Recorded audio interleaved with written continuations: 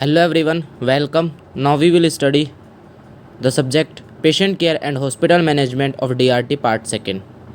तो जैसा कि patient care and hospital management में अपना टॉपिक चल रहा था हॉस्पिटल मैनेजमेंट, और हॉस्पिटल मैनेजमेंट में हमने hospital management that means hospital को मैनेज करने के लिए, ऑपरेट करने के लिए, इस्टेब्लिश करने के लिए जो जो कंडीशंस ज़रूरी थी जो अपने सिलेबस में दी गई थी उनके बारे में हम यहाँ पे डिस्कस कर रहे थे। तो लास्ट लेक्चर्स में हमने licensing, registration, municipal bylaw, health insurance coverage के बारे में डिस्कस किया था, और उसके बाद में हमने वहाँ पे डिस्कस किया था leadership, authority and responsibility. That means कि जो लास्ट लेक्चर का जो अपना मेन टॉपिक था वो था लीडरशिप, अथॉरिटी एंड रिस्पॉन्सिबिलिटी। तीनों चीज़ दैट मीन्स लीडरशिप, एक लीडर बनने के लिए उसमें क्या क्या क्वालिटी होनी चाहिए, अथॉरिटी दैट मीन्स पावर, और रिस्पॉन्सिबिलिटी कि दैट मीन्स आप अपने वर्क के प्रति कितना रिस्पॉन्सिबल हो। तीनों चीज़ एक दूसरे से रिलेट करती हैं। दैट मीन्स कि एक पर्सन में जहाँ पे हॉस्पिटल मैनेजमेंट के अंदर अगर अपन बात करें, कोई भी वर्कर काम कर रहा है तो उसमें तीनों चीज़ होनी चाहिए। उसमें लीडरशिप भी होनी चाहिए, उसमें अथॉरिटी भी होनी चाहिए, और उसमें रिस्पॉन्सिबिलिटी भी होनी चाहिए। लीडरशिप दैट मीन्स कि वो जिस पोजीशन पे है उसके नीचे जो वर्कर है उनके लिए वो एक लीडर की तरह काम करना चाहिए। अथॉरिटी, उसके पास पावर होनी चाहिए, तो उस पावर को भी उसे काम में लेना आना चाहिए, और उस वर्क को कंप्लीट करने की जो उसकी रिस्पॉन्सिबिलिटी है, जो उसका उत्तरदायित्व है, वो उसको कंप्लीट करना चाहिए। तो इन तीनों चीज़ों के बारे में हमने डिस्कस किया था। जब तक ये तीनों चीज़ें एक साथ नहीं होंगी हॉस्पिटल अच्छे से मैनेज नहीं हो पाएगा। दैट मीन्स कि हम पब्लिक को good health care facilities provide नहीं कर पाएंगे। अब अपन नेक्स्ट टॉपिक स्टार्ट करते हैं, functions of hospital management. That means कि हॉस्पिटल के क्या क्या फंक्शन होते हैं। तो जैसे कि एक हॉस्पिटल के फंक्शन की अगर अपन बात करें तो वहाँ पे कौन कौन से फंक्शन पाए जाएंगे उनके बारे में अभी अपन बात करते हैं। Health supervision and prevention of diseases, health care research, medical research, rehabilitation, education of health care providers, doctors, nurses, dietitians, social worker etcetera, investigation, diagnosis and care of sick and injured. That means इतने प्रकार के function होते हैं। अब होता क्या क्या इसके अंदर स्टार्टिंग से देखते हैं। जैसा कि देखा आपने, investigation, diagnosis and care of the sick and injured.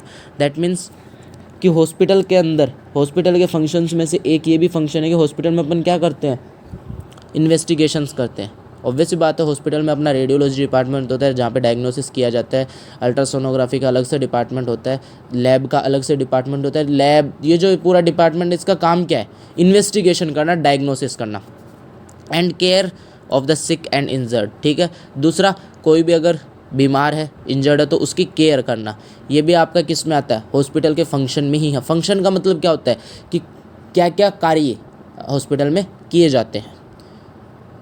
Education of health care provider, ठीक है, ऑब्वियसली बात है, एजुकेशन से रिलेटेड भी है कि जब अपन हेल्थ केयर इंस्टीट्यूट से एजुकेशन लेके आते हैं तो एजुकेशन के अंदर अपनी दो चीज़ें होती है, एक होती है थ्योरी और एक होता है प्रैक्टिकल। थ्योरी अपन कहाँ सीखते हैं, क्लासेस में सीखते हैं, बट प्रैक्टिकल अपन कहाँ सीखते हैं, प्रैक्टिकल हम हॉस्पिटल में ही सीखते हैं। तो दैट मीन्स यहाँ पे हॉस्पिटल एजुकेशन का भी काम करता है। Health supervision and prevention of diseases, health care, ठीक है, जो भी पब्लिक हो चाहे वर्कर हो कोई भी हो, सभी की हेल्थ की केयर करना, एंड प्रिवेंशन ऑफ डिजीज़, और डिजीज़ से उनको बचा के रखना। Health care research, medical research. दूसरा एक जो एडिशनल फंक्शन है, ये एडिशनल फंक्शन दैट मीन्स कि जो रिसर्च का काम होता है वो अपन ये नहीं कह सकते कि हर हॉस्पिटल में किया जाता है। बाकी के जो काम है वो लगभग आपके सभी हॉस्पिटल्स में मिल जाएंगे आपको। दैट मीन्स रिसर्च में क्या होता है कि आप कोई नई डिजीज़ आई है उस डिजीज़ के बारे में रिसर्च करना, या फिर उस डिजीज़ के ट्रीटमेंट के बारे में रिसर्च करना, नई इन्वेंशन करनी, नई खोज करनी, नई मेडिसिन के बारे में, नई इन्वेस्टिगेशन के बारे में। दैट मीन्स कि रिसर्च कहाँ पे की जाएगी, तो ऑब्वियस बात है रिसर्च भी आपकी हॉस्पिटल में ही की जाती है। ठीक है। इसके बाद में अपन बात करते हैं रिहेबिलिएशन। वैसे देखा जाए तो रिहेबिलिएशन का मतलब होता है पुनर्वास। यहाँ पे अगर अपन इसको रिलेट करते हैं मेडिकल प्रोफेशनल से, हेल्थ केयर से, तो दैट मीन्स कि कई बार क्या होता है कि अपन हेल्थ केयर के अंदर कुछ ऑर्गन्स या फिर कुछ डिजीज़ कंडीशन के अंदर इम्प्लांटेशन किया जाता है। ठीक है। फॉर एग्जांपल मतलब दोबारा से ऑर्गन्स का लगाना, तो वो आपका किस में आएगा, रिहेबिलिएशन में।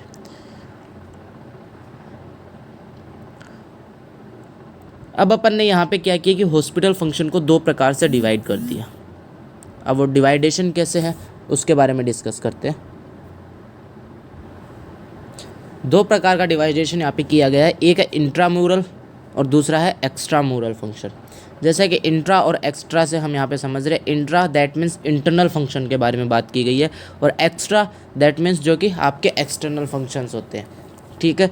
तो अगर इंट्राम्यूरल की अगर अपन बात करें तो services with in the wall of the hospital, with in the wall that means कि हॉस्पिटल की चार दीवारी के अंदर जो काम किए जाते हैं। फॉर एग्जांपल जितने भी हेल्थ केयर ट्रीटमेंट आपके होंगे वो सारे कहाँ पे किए जाएंगे, हॉस्पिटल की चार दीवारी के अंदर ही किए जाएंगे। तो वो आपके फंक्शंस कौन से हैं, इंट्राम्यूरल फंक्शंस है। बट अपन बात करते हैं extramural functions, services outside the wall of the hospital, example OPD, outreach services, medical camp, immunisation programme. कई बार कई फंक्शंस हैं हॉस्पिटल के जो कि हॉस्पिटल के बाहर प्रोवाइड किए जाते हैं। जैसे कि इन्होंने एग्जांपल में ओपीडी लिखा, अपन बात करते हैं कि ओपीडी अपना जो होता है ओपीडी, ठीक है। और वैसे देखा जाए तो OPD internally that means provide किया जाता है इंटरनली, ठीक है। बट ओपीडी की फुल फॉर्म क्या होती है, आउट पेशेंट डिपार्टमेंट, ठीक है। तो दैट मीन्स यहाँ पे ये किस में आता है, आपका एक्स्ट्राम्यूरल में आता है। आउटरीच सर्विसेज जो कि आप हॉस्पिटल से बाहर प्रोवाइड कराते हो, मेडिकल कैंप लगते हैं, इम्यूनाइजेशन प्रोग्राम वगैरह, ठीक है। तो ये जो सर्विसेज आती हैं आपकी किस में आती हैं, एक्स्ट्राम्यूरल फंक्शन में। दैट मीन्स यही नहीं है कि हॉस्पिटल का फंक्शन केवल चार दीवारी के भीतर ही होता है। हॉस्पिटल के कुछ फंक्शंस ऐसे भी होते हैं जो हॉस्पिटल के बाहर किए जाते हैं और उनको हम बोलते हैं एक्स्ट्राम्यूरल फंक्शंस। तो यहाँ पे दैट मीन्स अपने हॉस्पिटल फंक्शंस को अपन ने दो प्रकार में डिवाइड कर दिया, इंट्राम्यूरल और एक्स्ट्राम्यूरल।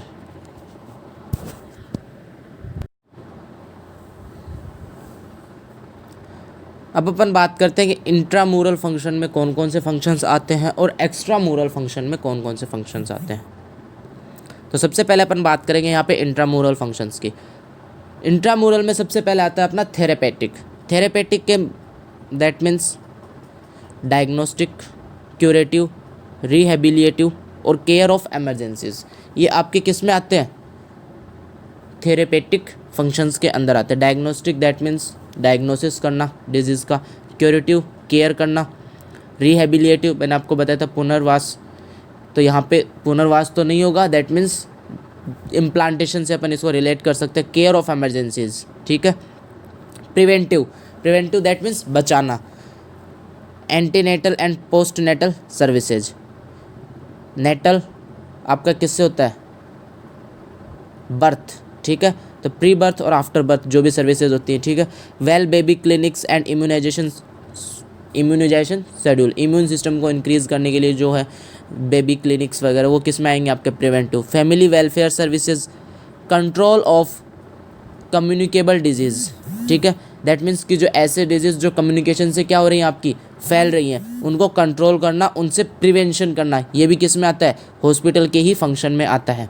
और हेल्थ एजुकेशन, ठीक है। अपन एक काम, प्रिवेंशन का मतलब क्या होता है, डिजीज से बचाना, वो अपन किसके थ्रू कर सकते हैं, हेल्थ एजुकेशन। अगर आप हेल्थ एजुकेशन प्रोवाइड करा देते हो, चाहे वो आपका हेल्थ एजुकेशन डिपार्टमेंट का स्टूडेंट हो, अदरवाइज या नॉर्मल पब्लिक, अगर नॉर्मल पब्लिक को भी आप वहाँ पे हेल्थ एजुकेशन के बारे में देते, मीन्स हेल्थ के बारे में ज्ञान देते हो, थोड़ा बहुत उसको बताते हो, समझाते हो, तो अपन डिजीज से उसको बचा सकते हैं। और ये किस में आता है, आपका एक हॉस्पिटल के फंक्शन में आता है। अब अपन बात करते हैं कुछ और इंट्राम्यूरल फंक्शंस के बारे में। तो जैसा कि अगर एजुकेशन की बात की जाए तो एजुकेशन के अंदर अपन मेडिकल एजुकेशन की बात करें तो undergraduate, UG, PG and postdoctoral, ठीक है। दैट मीन्स कि जितने भी अपने हेल्थ केयर के जो एजुकेशन डिपार्टमेंट है, तो एजुकेशन डिपार्टमेंट का मैंने अभी आपको बताया दो चीज़ें होती है, एक थ्योरी होता है और एक प्रैक्टिकल होता है। तो जो थ्योरी की जो चीज़ें है तो वो तो आप तो क्लासरूम में सीख लेते हो, थ्योरी की एजुकेशन आपकी हेल्थ केयर इंस्टीट्यूट के क्लासेस में हो जाएगी। बट जो प्रैक्टिकल एजुकेशन होता है वो आपको हॉस्पिटल से ही मिलता है। तो दैट मीन्स एजुकेशन डिपार्टमेंट भी आपका किस में आ चुका है, फंक्शन ऑफ हॉस्पिटल मैनेजमेंट। अब अगर अपन बात करते हैं दूसरा है अपना एजुकेशन में नर्सिंग एजुकेशन। नर्सिंग में भी यूजी, पीजी एंड डॉक्टर लगा, स्पेशलिटी, ठीक है। इन्होंने जिस प्रकार से अपना एजुकेशन डिपार्टमेंट डिवाइड होता है उसी प्रकार से हॉस्पिटल के फंक्शन में भी एजुकेशन को डिवाइड कर दिया। स्पेशलिटी, स्पेशलिटी एक स्पेशल ऑर्गन के लिए या फिर एक स्पेशल बॉडी पार्ट की जो डिजीज़ कंडीशन होती है या फिर उसी के एनाटमी और फिजियोलॉजी के बारे में स्टडी करना। पैरामेडिकल, पैरामेडिकल के बारे में अच्छे से जानते हो बिकॉज आप पैरामेडिकल ग्रुप से ही हो। कम्युनिटी हेल्थ के बारे में बात कर सकते हैं अपन। तो दैट मीन्स जितना भी एजुकेशन डिपार्टमेंट है वो आपका हेल्थ केयर इंस्टीट्यूट के साथ साथ health care facilities for example hospital के फंक्शंस में भी आता है। नेक्स्ट आता है अपना रिसर्च का, ठीक है। जैसा कि आपने अभी देखा था थोड़ी देर पहले भी अपन ने हॉस्पिटल मैनेजमेंट के फंक्शन में डिस्कस किया था रिसर्च के बारे में। दैट मीन्स रिसर्च का जो रिसर्च है वो भी कहाँ पे किया जाता है, हॉस्पिटल में ही किया जाता है। तो दैट मीन्स रिसर्च भी आपका हॉस्पिटल के फंक्शन में ही आता है। अब रिसर्च के अंदर clinical medicine, hospital administration, that means medicine के बारे में रिसर्च करना, हॉस्पिटल के एडमिनिस्ट्रेशन के बारे में रिसर्च करना, ये सारा रिसर्च करना किस में आता है आपका, function of hospital management.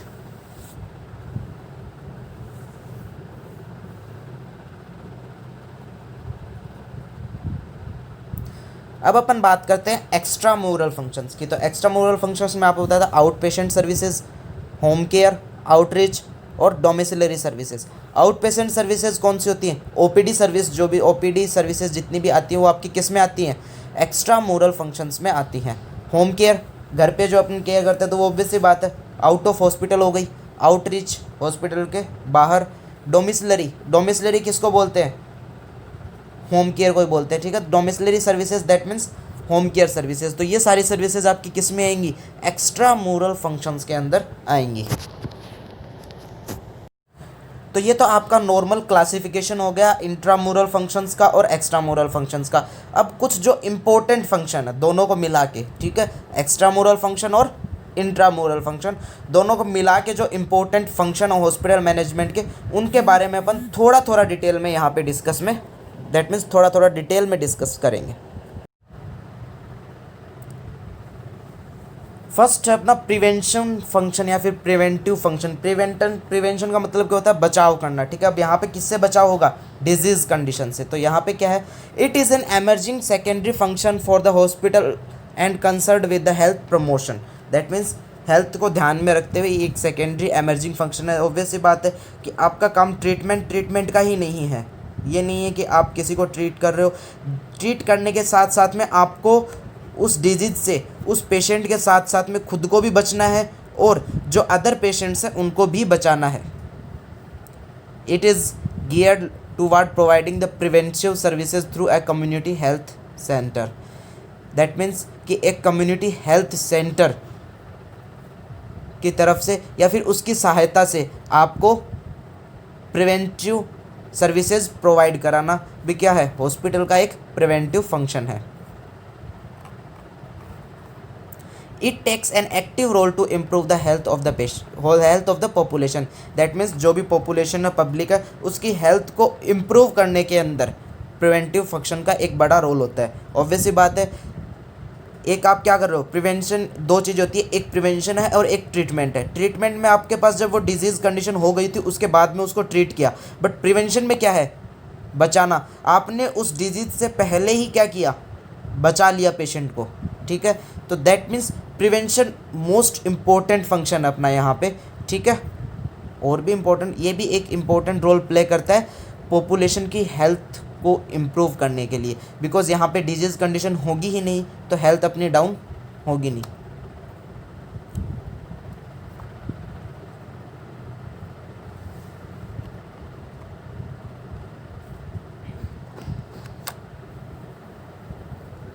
Preventing care में देखो अब क्या क्या आते हैं,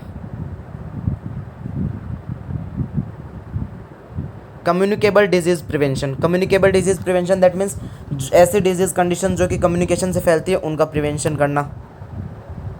नॉन कम्युनिकेबल डिजीज़ प्रिवेंशन, ऐसी डिजीज़ जो कम्युनिकेट से नहीं फैलती बट फिर भी फैलती है तो उनको भी अपने को प्रिवेंशन करना है। दैट मीन्स हर जगह यहाँ पे अपन क्या करेंगे, प्रिवेंशन की ही बात करेंगे, बचाव की बात करेंगे।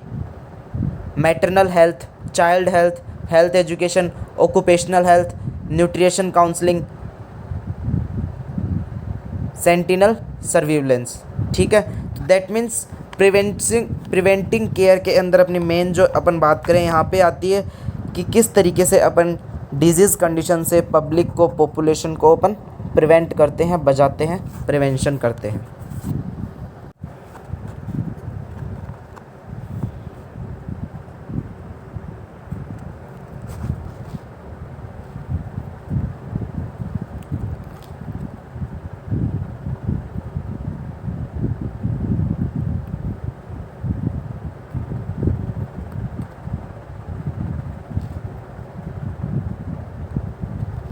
Now we will discuss about the curative function.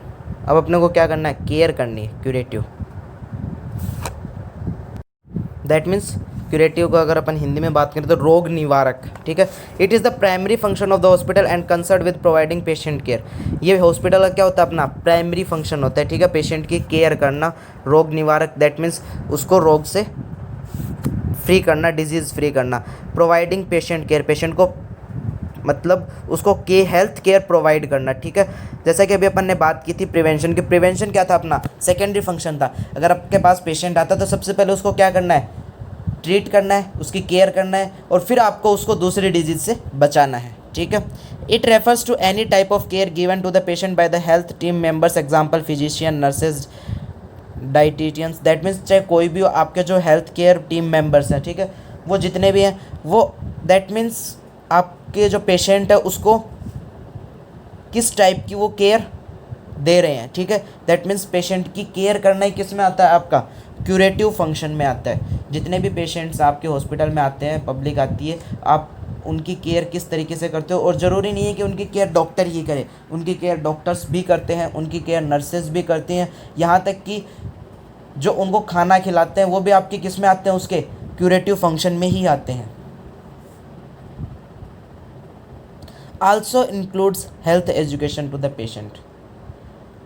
और इसमें क्या आता है साथ साथ में, हेल्थ एजुकेशन। हेल्थ एजुकेशन कैसे आई, ऑब्वियसली बात है, जिस डिजीज़ कंडीशन से पेशेंट ग्रसित है, पेशेंट को जो डिजीज़ हो रखी है, आप उसकी केयर कर रहे हो, केयर के साथ साथ में आपको उसको उसके बारे में बताना भी है कि इसके ये फ़ायदे हो सकते हैं, इसके ये नुकसान हो सकते हैं, आप इससे इस तरीके से बच सकते हो। तो वो भी किस में है, आपका हेल्थ एजुकेशन में, बिकॉज आप वहाँ पे पेशेंट को हेल्थ एजुकेशन प्रोवाइड करा रहे हो।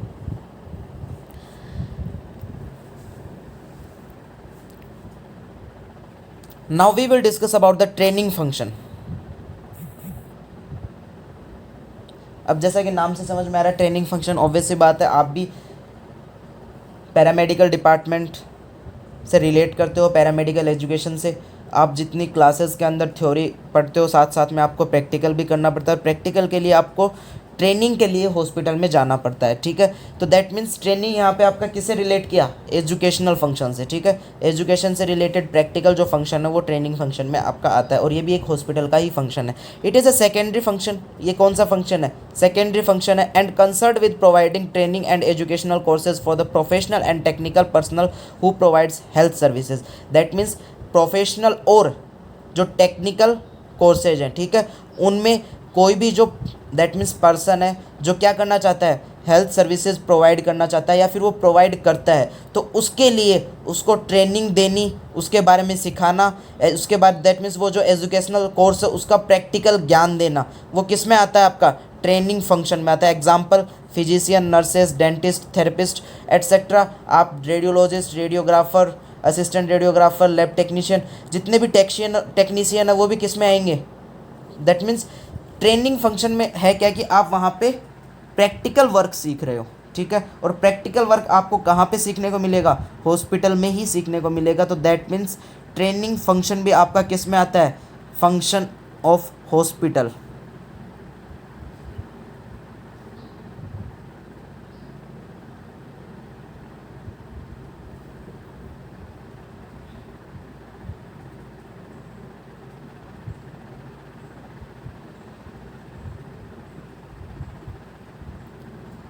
Now we will discuss about the research function. अब अपन बात करते हैं रिसर्च फंक्शन में। अब रिसर्च फंक्शन का जैसे मैंने आपको बताया था कि ज़रूरी ही नहीं है कि हर हॉस्पिटल में रिसर्च की जाए।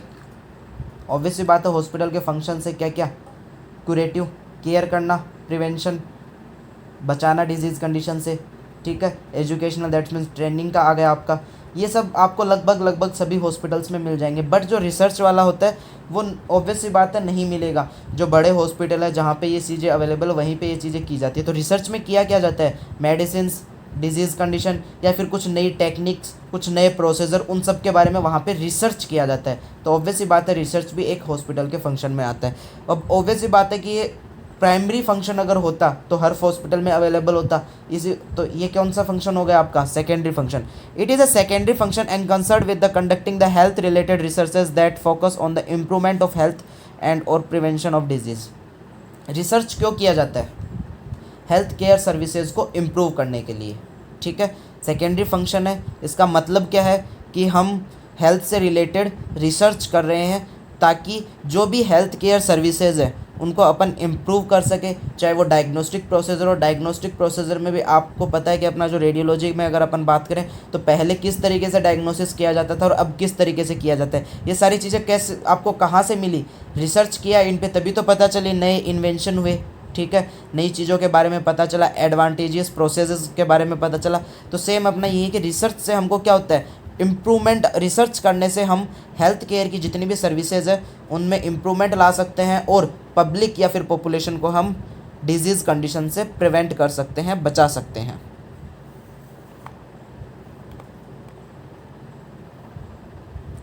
Now we will discuss about the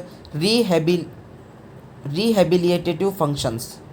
The rehabilitation services are dedicated to providing high quality, individualized and effective intravenous aimed at promoting both patient safety and return to the independent function. Services include physical therapy, occupational therapy and speech language therapy etc. with compassion and empathy in a patient and family centered care environment. That means rehabilitation में आपको मैंने आपको बताया पुनर्निवास, इसका जो आपका Hindi meaning है, but यहाँ पे अगर अपन डिजीज़ कंडीशन से बात करें तो दैट मीन्स कि हाई क्वालिटी की हेल्थ केयर सर्विसेज प्रोवाइड करना। इंडिविजुअलाइज्ड, दैट मीन्स इंडिविजुअल को अपन क्या कर रहे हैं यहाँ पे हेल्थ सर्विस प्रोवाइड करा रहे हैं। And effective interventions aimed at promoting both patient safety and return to the independent function. That means patient की सेफ्टी के लिए हम लोग यहाँ पे क्या करते हैं, एक अच्छी क्वालिटी की हेल्थ केयर सर्विसेज प्रोवाइड कराते हैं। Services include physical therapy, services क्या है इसके अंदर, फिजिकल थेरेपी हो गई, ऑक्यूपेशनल थेरेपी हो गई, speech language therapy etcetera with compassion and empathy in a patient and family centred care environment. तो ये आपका हॉस्पिटल के फंक्शंस के बारे में एक छोटा सा टॉपिक था जिसके बारे में अपन ने डिस्कस कर लिया है। Thank you everyone.